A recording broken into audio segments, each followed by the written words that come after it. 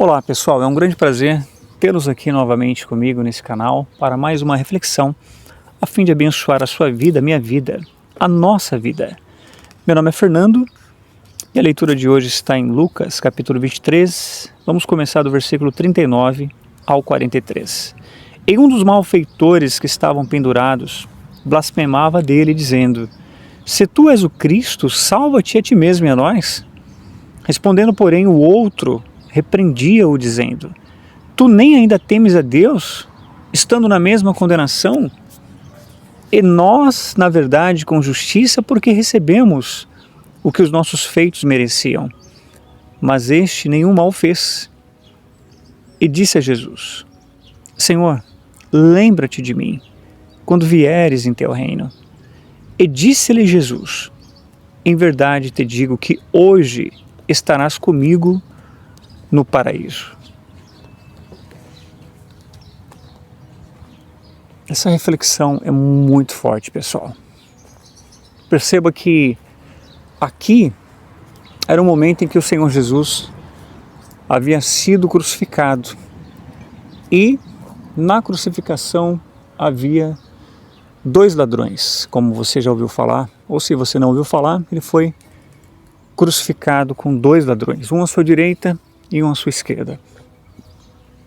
E naquele dado momento de agonia, de amargura, de sofrimento, um dos ladrões, de forma orgulhosa e prepotente, dizia: se tu és o Filho de Deus, salva a ti mesmo então, né? Eu ouvi falar dos teus feitos, eu ouvi falar que o Senhor fazia, acontecia, então salva a sua vida agora e salva também a nossa vida.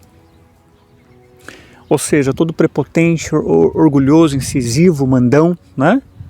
Sem humildade nenhuma, sem reconhecimento e temor nenhum. E, em contrapartida, um outro ladrão, ele de forma humilde, ele de forma temerosa, venerosa. Então ele disse: mestre, lembra-te de mim. Lembra-te de mim quando entrares no teu reino, quando vier o teu reino. Veja que antes disso ele ainda deu uma bronca no outro. Rapaz, em outras palavras, você não tem temor não? Você não respeita o mestre, o Senhor não? Nós estamos aqui por uma questão justa, porque nós cometemos atos que nos levaram a essa pena, a essa condenação. Mas ele nada fez, ele é inocente, está aqui de forma injusta. E o Senhor Jesus, então, ele de forma sempre misericordioso, estendeu a mão para aquele ladrão que se humilhou e disse: hoje mesmo você estará comigo no meu reino, no meu paraíso, ou no paraíso, enfim, você estará comigo. Ou seja, a reflexão aqui, pessoal, é que há duas classes de pessoas. A primeira são as pessoas prepotentes, orgulhosas, que não se curvam, que são cheias de si, que são dotadas de autoconhecimento, ou seus achismos, ou pensa que tem a própria verdade, né? E não quer se curvar ao conhecimento, à pesquisa, ao estudo, ao aprofundamento da palavra de Deus e se curvar. São quantas as pessoas que às vezes são convidadas para ir numa determinada igreja e as pessoas pré-julgam, né? Porque ouviu falar isso, ouviu falar aquilo: naquele lugar eu não piso, naquele lugar eu não vou, porque a Bíblia eu não acredito, porque isso, porque aquilo. Ou seja, colocam diversos obstáculos ao se buscar a Deus. Não se esqueçam que as igrejas, pessoal, independente da denominação, elas são obras feitas pelo homem, estão sujeitas a falhas como no passado, como na época do Senhor Jesus. Mas existe também pessoas de Deus e da fé sinceras, homens e mulheres de Deus, que é o joio. Exatamente o trigo você tem que eliminar da sua vida. Aquelas pessoas que talvez um dia você viu maus exemplos, ore por elas ao invés de julgá-las. Ore por todas essas pessoas. E não aceite ser igual, mas aceite ser diferente. Então que você não se encaixe, que você não venha se igualar ao perfil de pessoa ou classe de pessoas como aquele ladrão que simplesmente não respeitou ao Senhor Jesus, mas que você possa estar na condição daquele outro que se humilhou, que reconheceu a autoridade e a divindade do Senhor Jesus, e por isso ele galgou a salvação, mesmo no último instante da vida dele. Prova essa de que o Senhor Jesus, ele acredita no arrependimento do ser humano até o último respirar.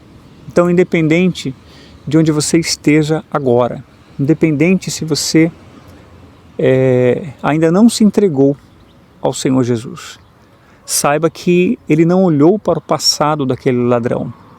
Ele não olhou se aquele ladrão era discípulo, estava entre os discípulos. Ele não olhou para o passado do que tinha feito aquele ladrão.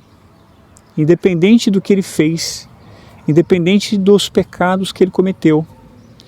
Isso é prova de que todo aquele que se arrepende, todo aquele que se humilha com sinceridade, o Senhor Jesus vai lá e apaga o passado daquela pessoa, lança no mar do esquecimento, como diz a Bíblia, as iniquidades daquela pessoa, e essa pessoa, ela vai ter a chance, nem que seja no último instante, no último respirar, de ter a salvação, de ser salvo, de estar no reino de Deus eternamente.